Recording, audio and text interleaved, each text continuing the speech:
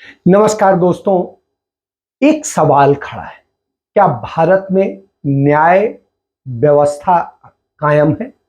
क्या भारत में कानून व्यवस्था नाम की कोई चीज है? क्या भारत में सरकार नाम की कोई चीज है? क्या भारत एक संप्रभु देश है?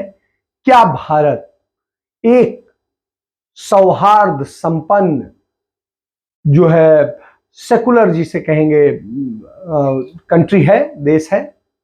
ये सारे सवाल खड़े हैं। और क्या यहां के लोग सहिष्णु हैं?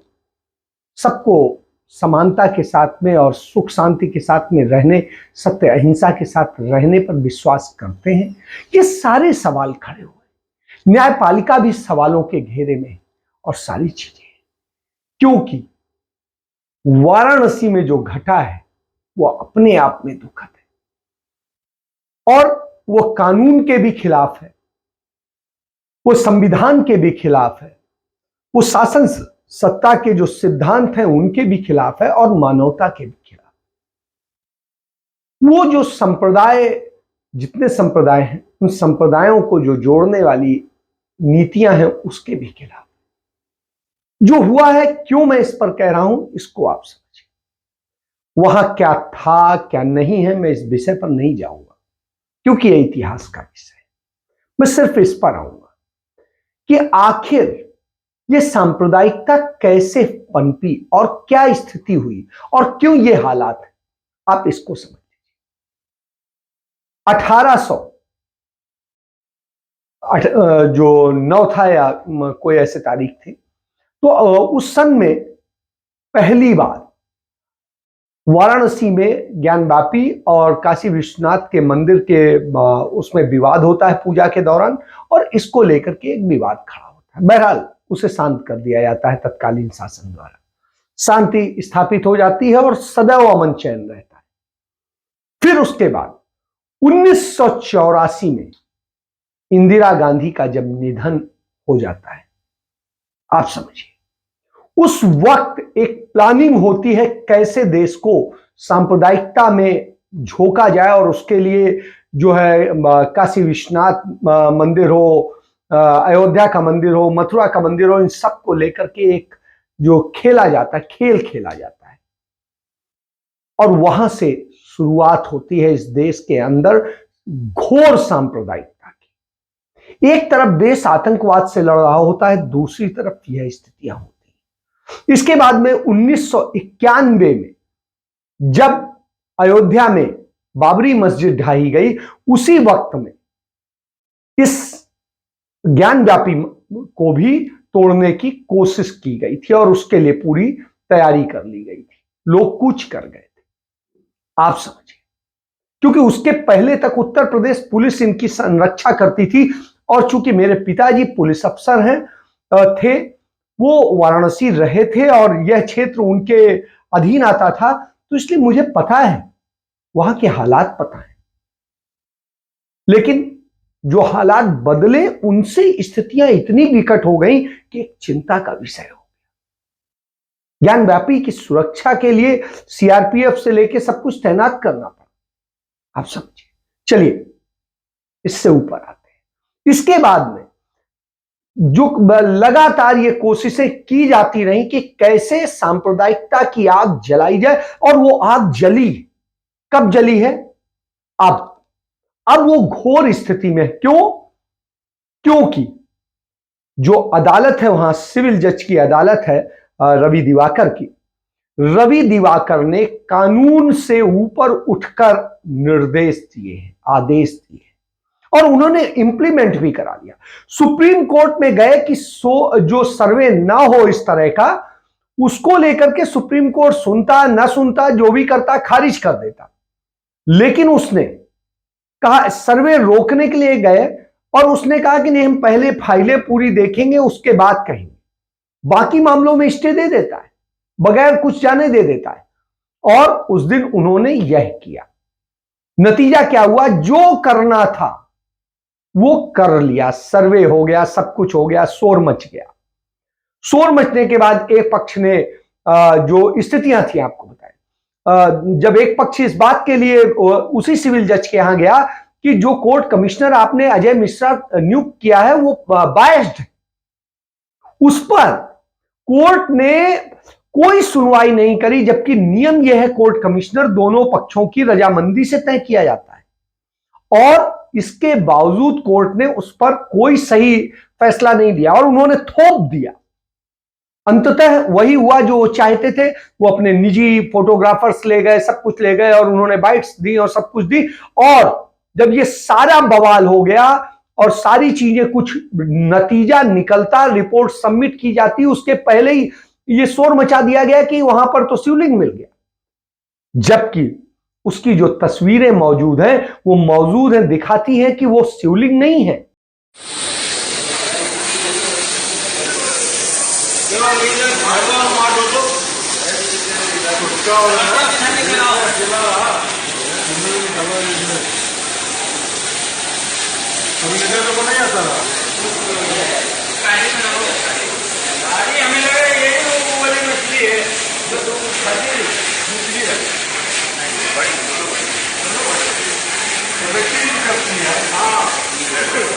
बढ़िया साफ है ना,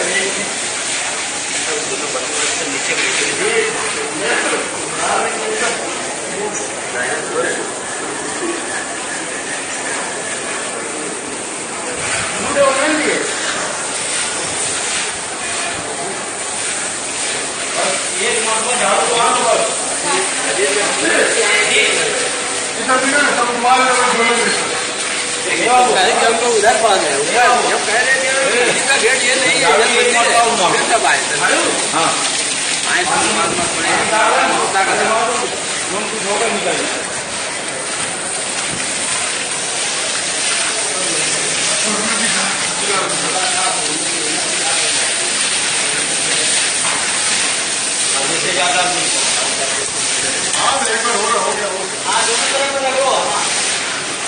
अंदर का ले लो, अंदर का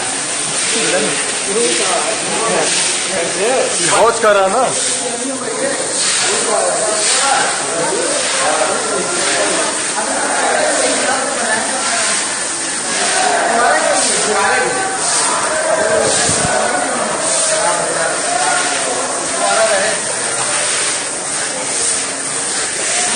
पहले ना इसमें फुहारा, वो एक फव्वारा है और उसके नीचे पाइप है और वो पाइप उसके अंदर से ऊपर आया हुआ है। आप समझिए, इसके बाद यह किया गया, ये एक ड्रामा था। बहरहाल इसको करके पूरे देश में न मीडिया ने देखा, न किसी ने देखा, बगैर एग्जामिन किए उस पर बोलने लगे। अंततः आज कोर्ट में जब खुद सहायक कमिश्नर ने इस बात की शिकायत की कि हाँ उन्होंने इस तरह से कदाचार वाला भूमिका निभाई है, तो इस पर कोर्ट ने उन्हें हटाने का अजय मिश्रा को फैसला किया। अब आप समझिए, सर्वे हो गया, बवाल हो गया, एक प्रोपोगंडा क्रिएट कर दिया गया, उसके बाद में आप कहते हैं हटा देते हैं। क्यों भाई? जो उन्हें करना था वो शुरुआत हो गई, एक भ्रम पैदा करने की स्थिति पैदा कर दी गई। अब इसके बाद में क्या होता है, 2 दिन बाद जो भी रिपोर्ट आए, क्या आती है क्या नहीं आती नहीं पता है। आज सुप्रीम कोर्ट ने इसमें सुनवाई की और मैं बड़ा अच्छा मानता हूं जस्टिस डीवाई चंद्रचूड़ को। वो इलाहाबाद हाई कोर्ट के भी चीफ जस्टिस रहे हैं, उनके पिताजी भी चीफ जस्टिस रहे हैं। तो आप ये समझिए, चंद्रचूड़ की स्थिति यह है कि चंद्रचूड़ जो है अपने वहां पर संबोधन में भी शिवलिंग कहते हैं। अरे जब अभी तक रिपोर्ट दी नहीं गई तो कैसे आपको पता चल गया कि शिवलिंग है वहां? जब इस बात की कोई रिपोर्ट आई ही नहीं आज तक। अभी जो कमिश्नर है जो सर्वे करने गया था, कोर्ट कमिश्नर, उसने अपनी रिपोर्ट ही नहीं सबमिट की। और कोर्ट का नियम है, जो कानून है, कि साक्ष्य जो सामने आते हैं वही पढ़े जाते हैं। आप समझिए, तो सुप्रीम कोर्ट किस तरह से भूमिका निभा रहा है? क्या वो गोदी मीडिया के हिसाब से फैसले दे रहा है या सुना रहा है? रवि दिवाकर ने जिस तरह अपने फैसले में लिखा कि वो डर गए, उनको डराने की कोशिश की जा रही, उनका घर डरा हुआ है, परिवार डरा हुआ है, ये इतना डरपोक जज यदि है, आप क्या कहेंगे? क्या न्याय जीवित है? इसके बाद तो लगेगा कि न्याय डरपोक है। तो अब उसने पहला फैसला डर में दिया या अब डर में फैसला वापस लिया, या क्या कर रहा है? आप समझिए, एकदम से वो हाई एक्टिव हो गया। क्यों? हाइपर एक्टिव होने की वजह क्या थी कि तोड़ के घुस जाइए, ऐसे घुस जाइए, वैसे घुस जाइए? क्या मतलब है?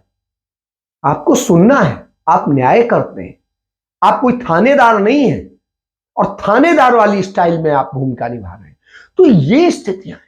और इन सब के बाद में आज जब सुप्रीम कोर्ट ने गोलमोल घुमाया है, वो और ज्यादा चिंताजनक है। मेरा कातिल ही मेरा मुंसिफ है, क्या मेरे हक में फैसला करेगा? आज ये स्थिति हो गई है कि जुडिशरी न्याय की हत्या करने को तो उतारू, और यह हालत। इसके बाद में आप देखिए, जिस दिन सर्वे शुरू होना होता है उसके जस्ट पहले ही वहां मुख्यमंत्री पहुंचते हैं। क्या गाइडलाइन देते हैं, किसको क्या बताते हैं, क्या नहीं है, आप समझ सकते हैं। इसके अलावा बहुत सारी चीजें, जिस तरीके से एक पक्ष वोकल होकर बोला बाबा मिल गए, बाबा मिल गए, बाबा मिल गए। कौन से बाबा मिल गए भाई? कहां के बाबा मिल गए? और जो आप ही यदि कहानी बताते हैं वही मान ली जाए, तो आपकी कहानी के मुताबिक तो उस शिवलिंग की स्थापना अकबर ने कराई थी। तो इसका मतलब है अकबर मुगल तो बहुत अच्छे थे यदि उन्होंने शिवलिंग की स्थापना कराई थी।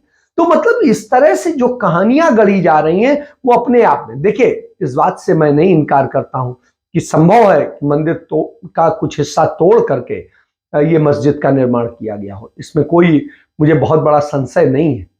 लेकिन 1991 में जो एक्ट जब संसद ने पास कर दिया, भारत के संसद ने जब इसको पास कर दिया कि जो स्थान, पूजा का स्थान 1947 को, 15 अगस्त 1947 को जिस स्थिति में था, उसी स्थिति में वो अब आगे रहेगा, उसमें कोई वो नहीं रहेगा, विवाद नहीं रहेगा। आप समझिए वहां पर जो था वैसे ही रहने, चलते रहना देना चाहिए। आप बनाइए, उससे अच्छा बनाइए, इधर उधर बनाइए, आपने किया भी। आप देखिए अयोध्या में जिस तरीके से न्याय की हत्या की गई वो आपके सामने है कि किस तरीके से एक प्रोपोगंडा ऐसे ही जैसे आज हो रहा है वैसे ही क्रिएट किया गया था 1949 में। क्या एक रामलला प्रकट हो गए, और वो तो प्रकट हो गए, उन्होंने बताया कि वो इसी जगह पैदा हुए थे और ये था, और ये उस तरह से बवाल खड़ा हो गया।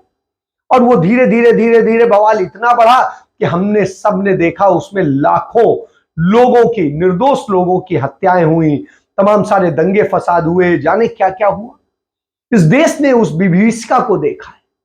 तो ऐसी स्थिति में हमें ये सोचना पड़ेगा कि हमारी न्याय, हमारी व्यवस्था, हमारा कानून, हमारी पुलिस, हमारे जजेज कहां है?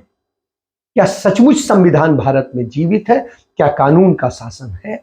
यदि है तो वास्तव में कानून के तहत चलना चाहिए। लोक सेवक होते हैं सरकारी नौकर, वो सरकार के नौकर नहीं होते, पब्लिक सर्वेंट, और पब्लिक सर्वेंट को पब्लिक सर्वेंट की ही तरह काम करना चाहिए, ना कि एक सरकारी पार्टी के नौकर की तरह से कि हम भाजपा की पुलिस है, हम कांग्रेस की पुलिस है, हम आम आदमी पार्टी की पुलिस है, या हम किसी ममता बनर्जी की पुलिस है, या हम इनके अधिकारी हैं, उनके अधिकारी, उनके अधिकारी, इस तरह से नहीं। इसी तरह न्यायपालिका की हालत हो गई कि हम तो मोदी के नौकर हैं, हम भाजपा के नौकर हैं, हम योगी के नौकर हैं। तो इस तरह की स्थितियां नहीं होनी चाहिए। ये देश के लिए चिंताजनक है, और यदि ये रहेगा तो देश का भी सम्मान घटेगा, न्यायपालिका का भी सम्मान घट रहा है, पुलिस व्यवस्था का भी घट रहा है, शासन व्यवस्था का भी घट रहा है, और ब्यूरोक्रेसी का भी घट रहा है, और हमारे समाज का पतन गर्त में हो रहा है। तो आप समझिए, इसके लिए सोचिए और चिंता कीजिए, और फिर शाम को चर्चा होगी कुछ और गंभीर विषयों को लेकर। तब तक के लिए धन्यवाद।